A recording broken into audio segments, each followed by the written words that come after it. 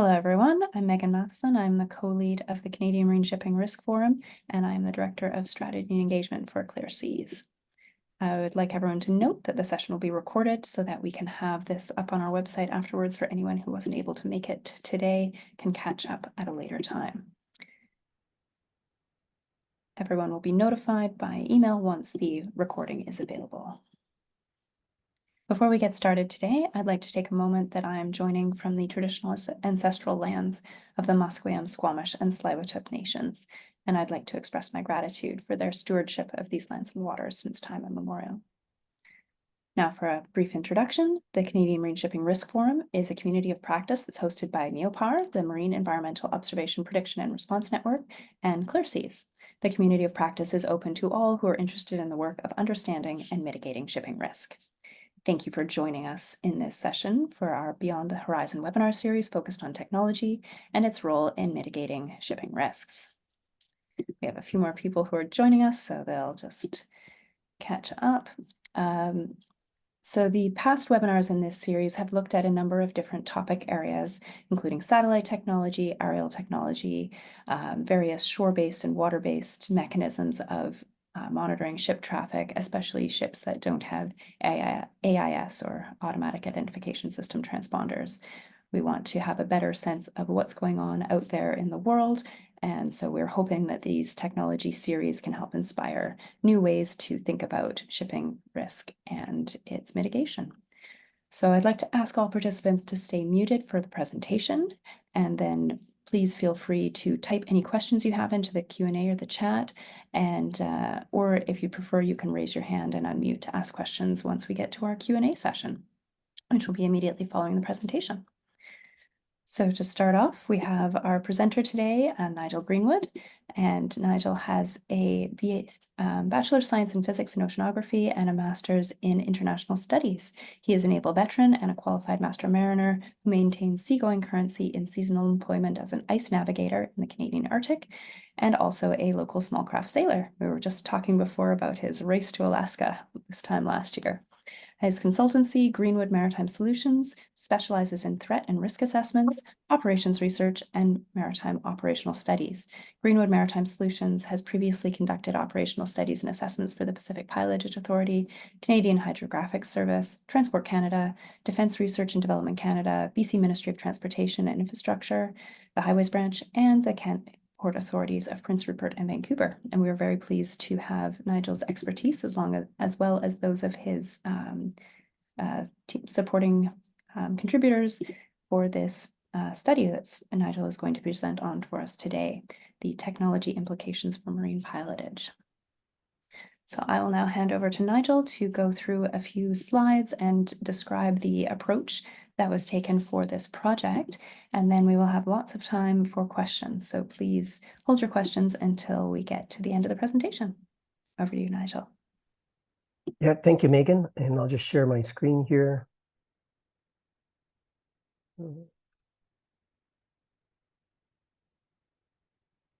Everyone seeing that brief full screen now? Good. Okay. Well, thank you, Megan, for the introduction, and thanks to Clear Seas for involving me in this project. It's something that greatly interests me, and we had a good time researching this so far as we could get in the time available. Now, where did this project start from? Well, first, I guess, is Clear Seas had identified a number of challenges facing pilotage service delivery, and many of you are with the pilotage or pilotage authorities, and so you know this better than any of us. But here's a short list of some of those challenges. And many of these challenges are not exclusive to the pilots, but in fact, they are common throughout the marine industry, and in fact, even into paramilitary and military forces such as the Navy. And a lot of people suppose that given these challenges, that technology can be a solution to this. And that cuts both ways, of course, because technology can be both a challenge and a solution. And I'll describe some of that as I go forward. What I'm going to do here is I'm going to skip fairly quickly through a number of slides. There's 11 of them altogether. I hope to get through this with adequate explanation in about 30 minutes or less, and leave plenty of time for your questions after the fact.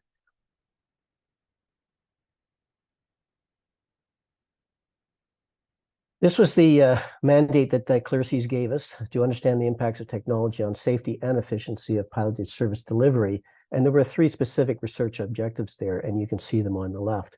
I would just say that we managed to address these fairly adequately, although the third one in discovering emerging technologies, I would say that we weren't as successful as I thought we might be.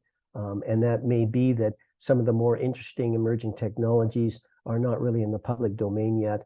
And so it's hard to get hold of them without a specific contact inside of those research and development agencies. The research team was myself, who you know, and Captain Kevin Obermeyer. Kevin, of course, has lots of experience with the pilotage, having recently retired as the CEO of the Pacific Pilotage Authority. And Captain David Snider is the founder and CEO of Maritime Polar. So he's familiar and is a practicing mariner still going to sea as an ice navigator, as I am. All of us in our different ways have experience with pilots and pilotage in different parts of the world. We're not pilots per se, but we do have the experience of dealing with it in different domains and jurisdictions. I should also mention that when we talk about the safety of pilotage, we're really talking about the safety of pilots, the safety of the ship, safety of the environment, and safety of the public. And in various parts of the study, we considered those in that order because all of that safety flows from the safety of pilots getting on board to conduct their mission. We started by looking at the evolution of navigational technology. And it almost goes without saying that pilots have been in the forefront of adopting technology forever and ever. But it started with very traditional methods, such as pilot books, or as they were called, routiers or rutters, or even wagoneers in Dutch use. And those books compiled the associated knowledge of a number of different pilots in different areas to provide guides of getting in and out of ports. And the pilots would exercise that skill largely through visual cues of lead marks for proper courses, for clearing bearings, and for other safety guides. So it was an intensely personal skill that was executed originally without very much technology at all. Well, throughout the years, the pilots and other mariners have adopted all kinds of technology. It started with compasses. It then went to radio, radar, and I'm just showing here in the middle of this screen a snapshot of the more recent developments that have brought technology both to mariners generally and particularly to pilots. The red arrows here indicate just the general span of kind of initiation to general acceptance of different types of technologies between the 1960s and current time. What the point I'm making about this is that the pilots have, of course, been forefront in adopting technology and marrying that with their traditional skills. And today we see pilots managing very, very large ships with advanced technology, as shown by the 2 pictures on the right of the screen there. It needs to be underlined that the pilot's current techniques and tools range from ancient and traditional skills to this cutting-edge technology. And the cutting-edge technology is not necessarily doing away with the long apprenticeships and very deep knowledge base that is the foundation of the pilot's skill. When we started this project, we conceptualized the space in this manner here, and I'm just going to talk through this graphic so that you understand it. We see technology of aiding the pilot's job in 4 different ways that are shown by the blue boxes in the middle of this. It either helps to inform the pilot on the position and movement of the ship. The technology could inform the pilot on the environment, by which I mean both the bathymetric environment and the hydrography, but also the weather, surrounding traffic, and all the things that could impinge on a ship's safe passage. The technology could aid in the pilot's control of the ship, and that's everything from the control systems on board to the assisting tugs and other means of maneuvering the ship to its berth. And then finally, technology aids in the pilot's appreciation of risk so that he can look at ways of mitigating that risk and complete the mission safely. You can think of these functions being executed both in a planning sense, which is non-real time, through to the execution in real time. And good and effective technology would serve the pilot's job in both those ways. From the perspective of the government or marine administrations and pilotage authorities, the technology could also function in a cross-cutting way for the training and licensing of pilots through to the audits and continuation training that are required on an ongoing basis. And the different technology, if it's really going to be effective and adopted by pilots, it has to address 4 different functions that are shown in the different corners of this diagram. It's either got to provide the knowledge, it's got to help visualize that so the pilot can assimilate the information correctly. It's got to provide warning where necessary of heightened risks, and then it has to aid the pilot in decision-making. And different technologies address these things in different ways. More and more today, we're seeing there's another dimension here too, which is whether the technology operates in either a manual sense of direct and proactive operation by the pilot, or whether it's automatic, even in a way that provides information and suggests a solution to the pilot so that he can adopt that, or whether it's something that's fully automatic that does all of that subject to veto by the pilot. Most of our research was done online, although we did reach out to different pilotage authorities, both in Canada and foreign jurisdictions. The jurisdictions that I've listed there were chosen mostly because they had some correlates with Canada's 4 pilotage regions. Either they were large coastal pilotage domains, or they were heavily indented coasts that mirrored our coast in British Columbia particularly, or we knew from previous research that they were advancing with different technology addressing remote pilotage or autonomous vehicles. And I'll say a bit more about that as we go forward. We compiled a list of about 55 different technologies. And some of these were technologies that we graded as, in terms of the use index, as 5, that is, in almost universal use. And I got 2 slides here that just list the technologies that we looked at. The report addresses each of these in some detail, so far as we were able to capture that with detail that was commensurate with the length of the report. But you can see here on the left are those that are 5 things that are used by pilots all over the world, and particularly in Canada. Those that we graded 4 are things that may be in common use in Canada, but not necessarily elsewhere, and perhaps not in all pilotage areas in Canada either. As we go on to the next slide, you'll see that these are what we call enhancing or emerging technologies. Again, those that are listed as 3, like real-time air draft and tidal current information, some of that is quite common in well-established pilotage authorities in busy ports all over the world. But they're not universal in areas that are that have mandatory pilotage. Those technologies that we assessed as 2 or 1 are the more emerging or enhancing technologies. These are things that are perhaps not particularly relevant to all pilotage areas, but in some areas they could be important. A good example here is the forward-looking echo sounders. That is something that's becoming more and more common in ships transiting the less well-surveyed areas of the Arctic. And it may be something that needs to be married with other ships as ships tend towards thinner and thinner tolerances of under-keel clearance. And finally, the ones that are 1 are emerging technologies that have some promise for the future, but they're not yet in even kind of rare application. A good example here is heads-up displays. This is something that has been in development for some years now. I was personally disappointed that we didn't find more evidence of introduction or a development of this, but it's something that is, if I can use the word not too dismissively, it's kind of Gucci that it's visual, it's arresting, it's high-end technology, but it may or may not be the kind of things that pilots would welcome as truly useful for their job. Notwithstanding, there is development in various ways to develop that, and it'll be interesting to see how it plays out.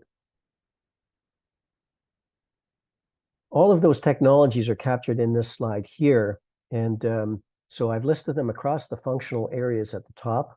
So technologies addressing position or movement, environment, control, or risk, respectively. And then down the left-hand side, we've divided them into the implementation level. And what I mean by that is this is the level at which the technology can be introduced. So you'll see a common element of Pilot's technology that is almost universal is portable pilotage units. These are small tablet-sized computers that either connect directly with the ship's systems for position, heading, and AIS inputs, or they connect to independent units for the positional and rate of turn data. Well, that's something that the pilots themselves bring on board as an almost independent unit, and they can operate that independently of the ship's system. Other things have to be installed by the ship themselves. So a good example of that is the ECDIS. That's the electronic charting and display system that is fitted in the ships, and in fact is a mandated aspect of the ship's navigational outfit. Other things might have to be implemented at the port or the state level. And by port, I mean either the port or the pilotage authority, basically some local entity. Ship scheduling driven by artificial intelligence would be an example of that. And then at a wider level, there might be technologies that have to be implemented at a state or international level. An example of the last one are, of course, GPS, GNSS, or S57 electronic nautical chart standards. So we put this diagram together to kind of summarize, where the decision space is and how it addresses the pilot's job between the functional area and the implementation level. And I've color-coded them here between the ones that are more or less common, the baseline ones in black, those that are enhancing, so not universal, but widely available or at least well-developed. And the emerging ones are the ones that are perhaps not yet ready for prime time and certainly not in universal use. We developed a technology matrix here in order to grade all of these technologies. So an example of our matrix is provided at the top there. And we used that with a drop-down list of choices so that we could categorize all of these things, make some assessment as to their maturity, cost, benefit, some sort of a benefit-cost ratio, ease of use, and implementation risk. And this was solely for the purpose of us being able to sort the list and to try to make sense out of it. The subjective or relative criteria of comparison that we used is shown in the table at the bottom. I have to caution you, though, and provide the caveat that all of this was decided just between the three of us, and the comparison criteria are subjective, rough order of magnitude estimates or judgments in order to provide a rough sort. But that said, it's a starting point for having a look at the data and trying to make some judgments of it.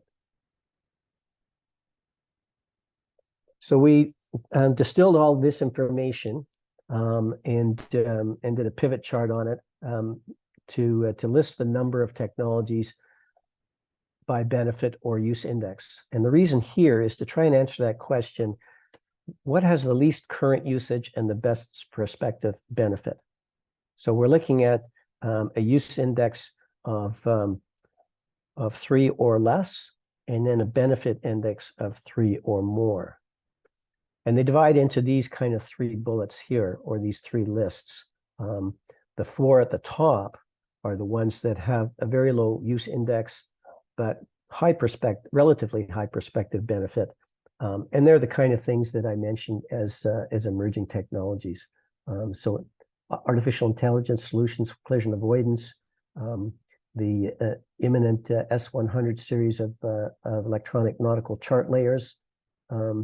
GIS for ice risk assessment is one that pertains particularly to Arctic navigation, so that doesn't affect at least 3 of the other pilotage regions in Canada.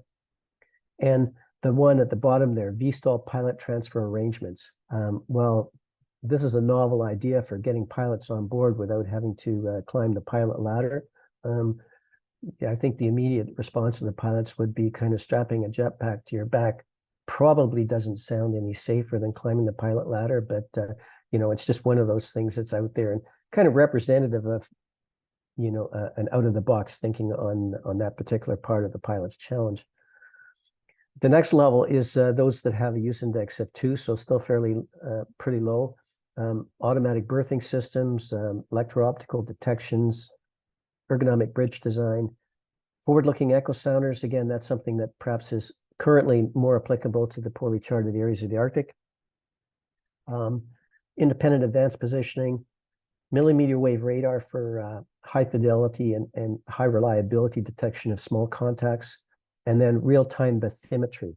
Now, real-time bathymetry is not real-time water levels, but it's being able to map the bottom with regularity on a continuous basis, particularly in the approaches to the berth, to see if there's any new obstructions.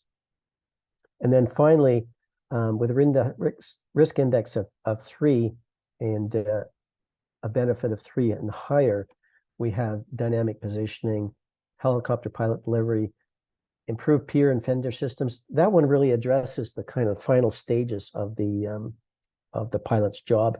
And that's not trivial either, because by far the greatest number of incidents and accidents recorded by the pilots is in the berthing process. And sometimes that's a function of poorly designed or fendered systems or ships that are outgrowing the design capacity of the pier. And then real-time air drafts, tidal currents, water levels, wind and sea data. Most of those in that bottom box are in fact being pursued or used in Canada already. So that's just kind of an overview of how we made sense of some of that data and what it says about at least in our judgment as far as we scored them, how those things fit together. We were also asked to look at maritime autonomous surface ships and shore-based pilotage, and these kind of 4 columns here express what I would say are systems of systems. So the confluence of different technologies that are applicable to pilotage come together in these types of applications. The augmented bridge reality is something that addresses specifically the safe conduct of the ship, and it's largely a ship-based investment because the type of technology that would enable what's depicted here would have to be integrated with a ship system, so it's not necessarily something that the pilot's going to bring on board, and it doesn't necessarily rely on infrastructure in the port to support it. Different from that is maritime autonomous surface ships, where it's both a ship and a shore-based investment. So it have to be purpose-designed ships, or at least heavily modified ships to be operated as autonomous vehicles, but there also has to be a substantial investment ashore to help with that. Shore-based pilotage, on the other hand, flips that around. And in the concept of it, it would require a much heavier shore-based investment in terms of the monitoring and communications capabilities to be able to visualize the situation of the ship from a shore-based position and then offer advice on the safe conduct of the ship. Or in fact, not just offer the advice, but actually execute the conduct of the ship. But then again, there is both a ship and a shore-based investment part of that, even though the balance of it is on the shore side. And then finally, there's advanced traffic management systems. Here, I would say the balance of, or the predominance of investment has to be ashore, and that is largely in monitoring, communications, visualizing, and using advanced technologies, including artificial intelligence, to map the traffic patterns, to identify the risks, and then to be able to provide advice to ships and to help route them in an efficient and safe way.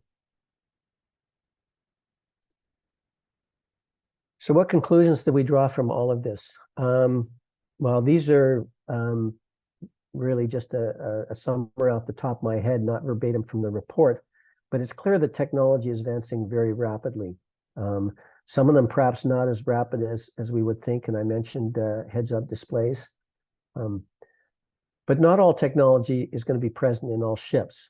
The examples that we found of high-end technology and cutting-edge technology are mostly implemented in larger ships.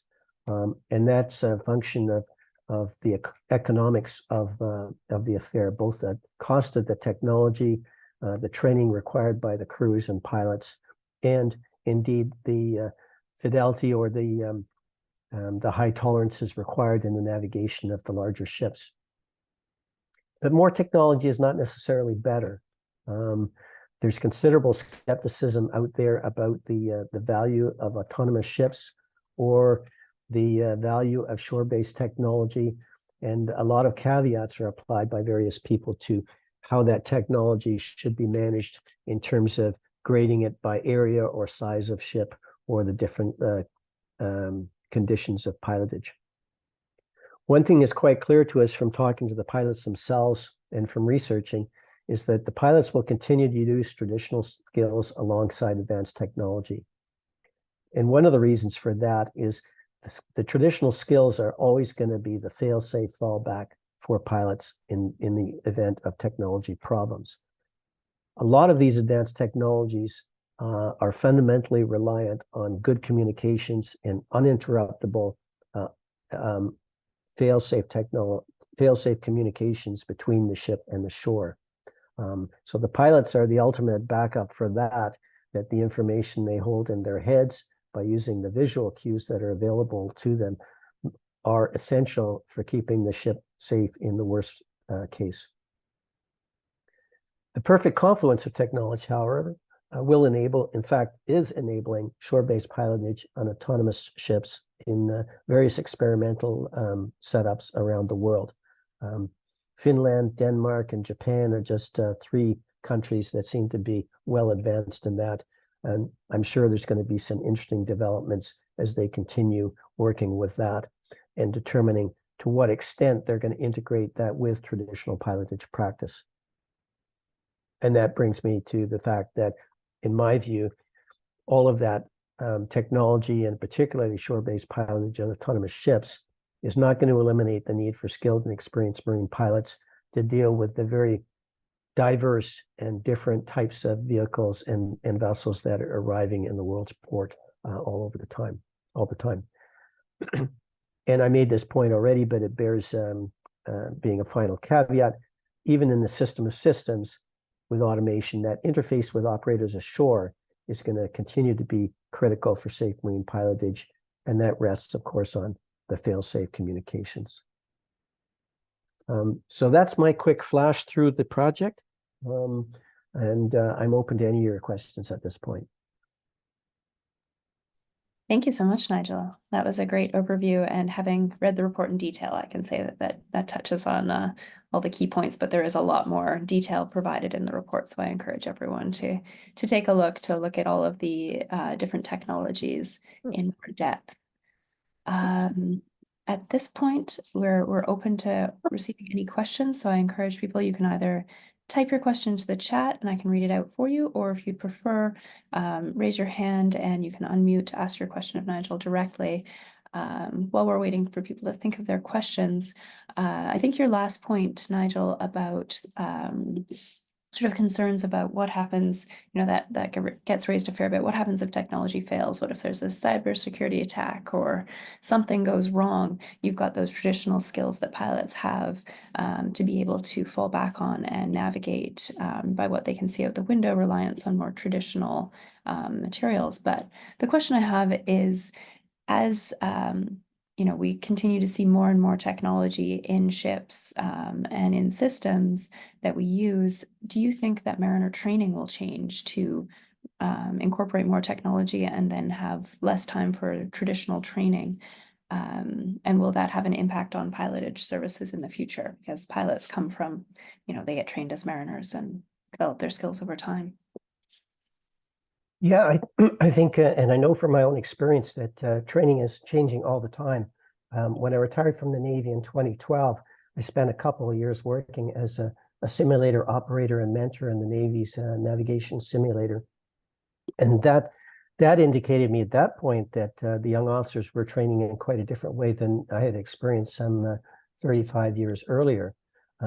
But I think what is common both in the Navy and in merchant service is that the mariners are coming, and they may start at the same place on the deck plates doing fairly traditional seaman roles, but very quickly they have to get smart with technology. In fact, they're coming from a generation that is much more au fait with the technology than I was when I went into the service.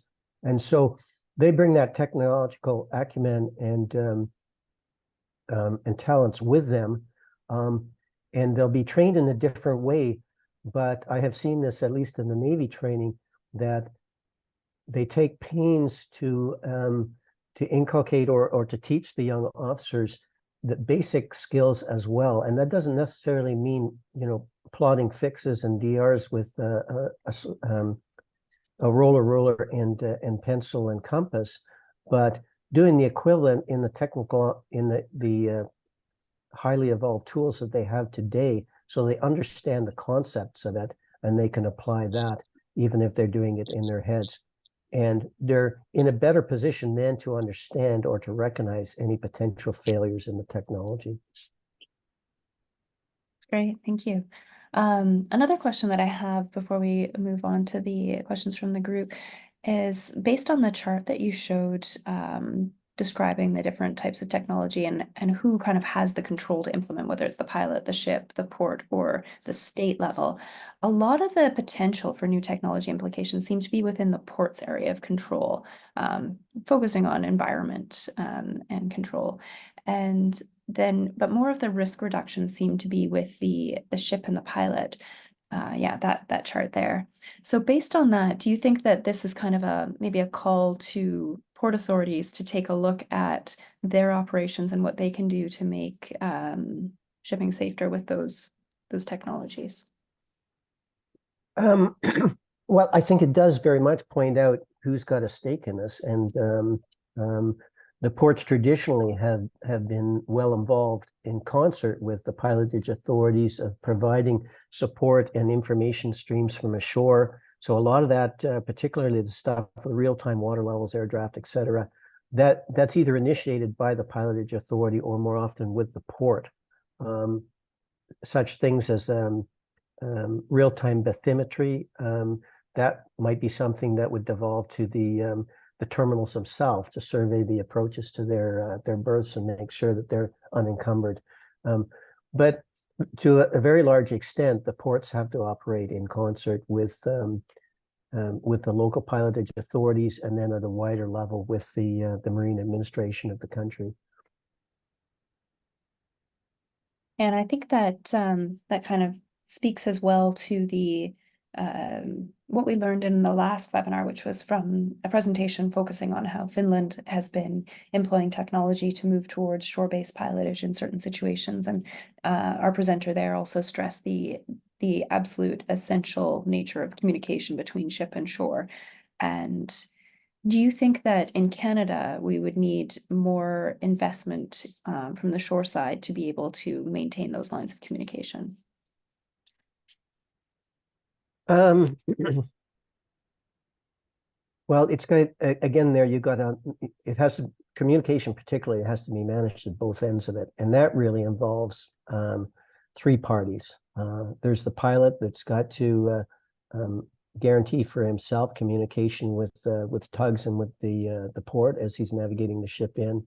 There's the ship that is responsible for having, robust and redundant communications ashore. And then there's the port that may implement such things as more significant internet connectivity through cell towers in the area, because more and more we're seeing that cell phone connections and internet information is at the heart of the high technologies that are being applied or applied. So the one thing I would say about this chart, I think it's useful, but you have to bear in mind that the placement of the technologies here is a function of our appreciation and judgment. So it could be argued that one or more of those technologies kind of move up or down one or left to right. But we put him here, and what we try to do is make a judgment of what's the lowest level at which the technology can be implemented. And that may be with support from the higher entities, particularly when you talk about types of technologies that require a high degree of standardization, such as AIS. So I mean, it goes without saying that AIS is a global standard that is standardized at the IMO level, but fundamentally it has to be implemented by the ship through the installation of the gear on board. Looking at the list of technologies, you mentioned that when you're considering what kind of support a technology can provide, there's sort of the quadrants of it provides knowledge or helps visualize the scene, provides a warning to mariners, or helps with decision making. Did you find in your review of these technologies that most of them just kind of focused on one area, or did you find many technologies that touched on multiple areas in their assist that they provide to pilots? We developed this concept just so we could kind of separate and sort and make sense of the data. You're right, some of them may address a couple different functions, whether it's position, movement, and risk at the same time. But we put them here so that we could identify things that may address one particular thing. For example, risk. Artificial intelligence aiding collision avoidance algorithms. That would be something that addresses particularly risk, and it would feed into some sort of a decision matrix or function that would inform the pilot or the ship's master of what the risk is, what are the possible risk mitigation strategies, and then perhaps rate them in terms of what's the preferred mitigation in the given situation. But there are some technologies that span two or more of these. Again, it was a bit of a judgment where we put the particular technology. Yeah, another thing that kind of sparked for me when you were talking about the heads-up displays or the augmented reality technology.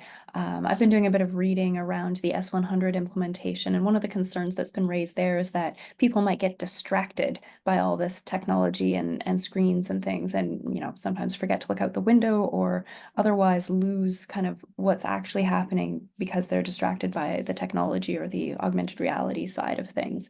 Do you think that's a concern, or do you think that the technology would be it's sufficiently in the background in a supporting role to? No, it's very much a concern. In fact, to take it back to a fairly basic level, from the beginning of the introduction of radar, people had concerns that people would get lost with their heads stuck inside the radar display and they wouldn't be seeing what's going on outside the windows. Heads-up displays is a different kind of perspective on the same problem, that if you have a really busy display that is in front of your eyes, it may potentially obstruct what is actually happening beyond. And if it's not really good and is actually displaying or addressing those things that are beyond the windows, then it could be a problem of distraction.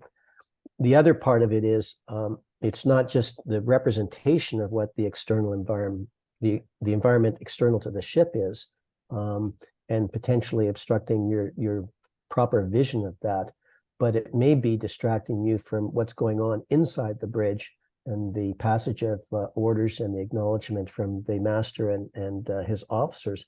So all of that kind of stuff can definitely assist the pilot in maneuvering the ship and identifying the risks involved and identifying risk mitigation strategies and decisions, but it could also get in the way of him actually interfacing with the crew.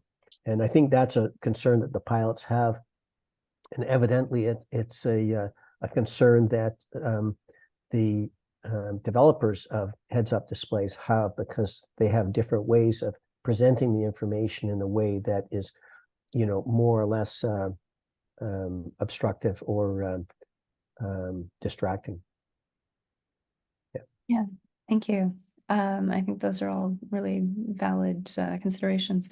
And Brian Kirk from the Washington Department of Ecology has raised a comment as well, asking, I wonder if anyone is looking at the effects of diminished night vision related to additional electronics on the bridge or heads-up displays projected on the bridge windows. Any light inside the bridge can degrade your ability to see dim lights on the horizon.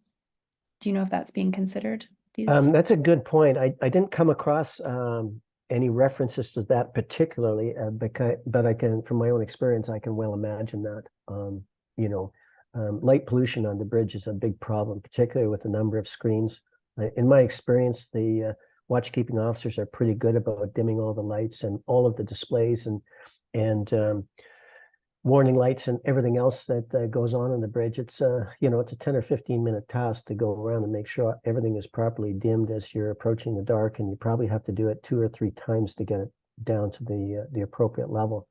But if you do impose some other kind of light-based information in the bridge at night, again, that can be a very distracting influence. Now to pivot slightly. So one of the I guess the reasons for undertaking this study was to think about how can we make life safer for pilots, because we do hear occasionally of pilots being injured or even killed getting access to the ship, usually climbing a pilotage ladder that might be poorly maintained or in rough conditions.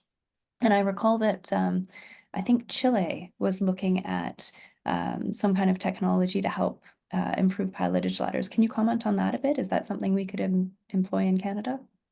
What I did read about Chile is that they had a physical mock-up or trainer of a pilot ladder boarding arrangement that they would train their pilots on. I'm not sure of the details of that or how realistic it would be to resemble the very difficult challenge of boarding a ship at sea in a high sea.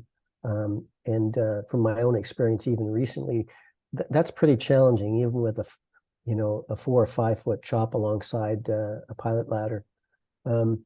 But many other jurisdictions are approaching it through helicopter boardings. So I know the Pacific Pilotage Authority has studied that some time ago. I did that project for them, and they've since adopted that in various ways. And I think they're going to continue forward with that as well. Helicopter boardings is particularly used off the Columbia Bar, where they have used it for upwards of 25 years. And they find that not only is it a lot safer than boarding from a pilot boat in heavy seas, but it gives them significant economies of scale and operational efficiency in the use of their pilots. So many jurisdictions are using helicopter boardings. The other approach of using some sort of a personal vertical takeoff and landing system, those types of systems have been trialed by navies for boarding operations. I'm not sure it's quite ready for pilot use at this point, but I think the technology will evolve to perhaps make that a possibility as well. It's interesting when we talk about technology here and all the things that can make ships and pilots safer. You're quite right. Just the simple function of getting on board the ship is one of the riskiest prospects, both for the pilot themselves and for the ship, because the ship may be in a position where it's committed to enter a given area. And if the pilot fails to make that ladder boarding, then the ship might be in a difficult position to turn around and actually hold off.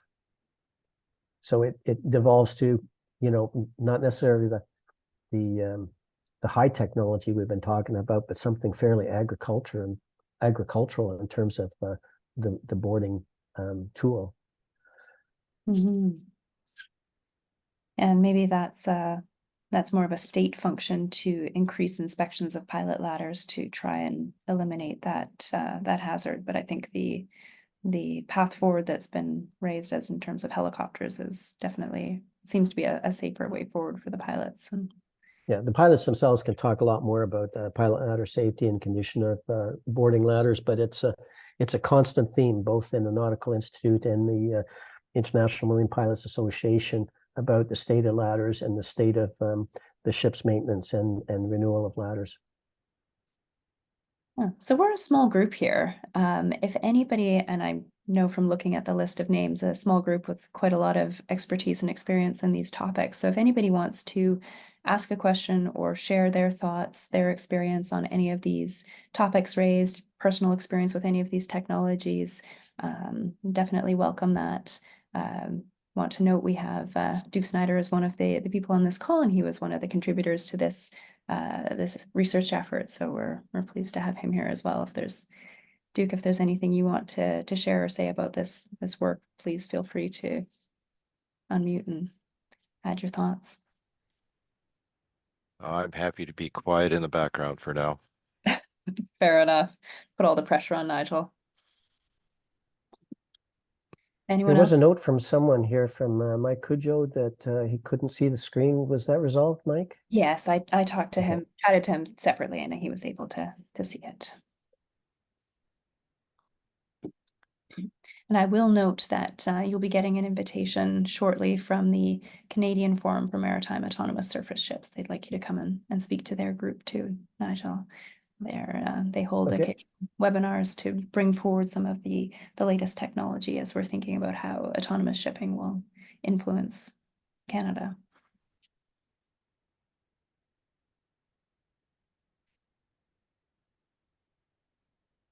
Any other questions? Nigel is here and at your disposal, or if anybody wants to share anything that they have experienced directly or anything they've got concerns about when it comes to how these technologies are being employed. I found it very interesting to look at how different countries are dealing with pilotage technology and different technologies that have been implemented. And it was interesting to hear from Finland last week and the steps that they've taken. And I think that as we go forward and investigate how technologies are benefiting or potentially presenting risks to Canadian navigational safety, I think the approach that they've taken in Finland will be worth exploring a little bit more.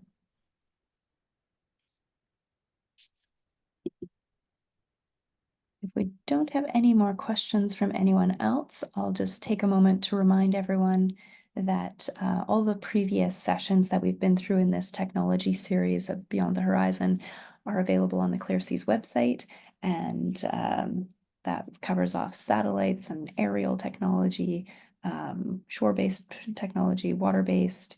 So we've had smart buoys and shore-based cameras and overflights by planes and drones, and lots of different things to explore, and a lot of them sparked some ideas for how that navigation can be augmented in Canadian waters. So this recording and the slides will also be posted on the Clear Seas website shortly, and everyone who registered will get the link so that you can catch up if you missed part of it, and be able to follow along if you are not able to be here for the whole presentation. We will be taking a short break over the summer for this webinar series, but we'll be picking it up again in September, date to be determined. And the next topic is going to be crowdsourced bathymetry, and looking at a number of different perspectives, Canadian and otherwise, to understand how going beyond the usual approach can help bring more bathymetric information, more data for charts into common usage. So thank you so much, Nigel. I really appreciate you taking the time, and also Duke and Kevin, to echo John Wilson, to share this information with us, and really appreciate all your work on this topic. And again, last little plug, if you want to know more, please read the report. It's on the Clear Seas website at clearseas.org. Thank you all so much, and have a great rest of your day.